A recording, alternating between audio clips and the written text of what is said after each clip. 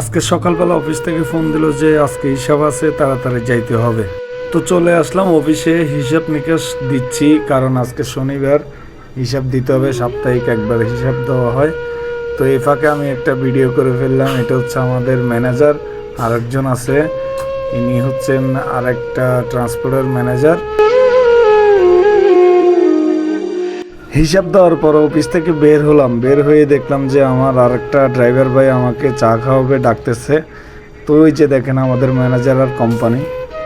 চা খাওয়ার শেষে আর ফুটপাথ দিয়ে হাঁটতেছে, হঠাৎ ভিডিও করে ফেললাম, কারণ পাবলিক হাঁটাচলা করতে কষ্ট হচ্ছে। কি কারণ কষ্ট হচ্ছে সেটা আপনারা নিজেরাই দেখতে পাচ্ছেন।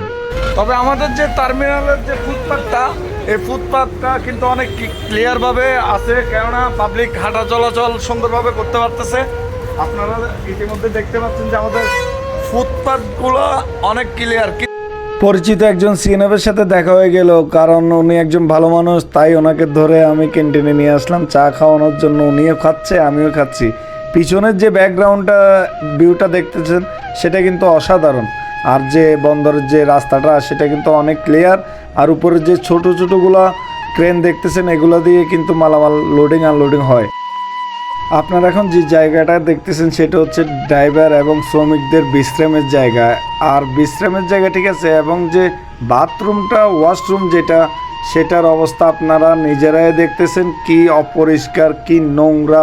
আমি বাথরুমের এটা দেখাতে পারতেছি না, যে আমার থেকে অনেক খারাপ লাগতেছে, সেই জন্য আমি দেখাতে পারতেছি না।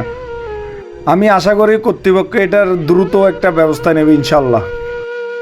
আজকের মতো এখানে বিদায় নিচ্ছি। আর চ্যানেলটি সাবস্ক্রাইব করতে ভুলবেন না।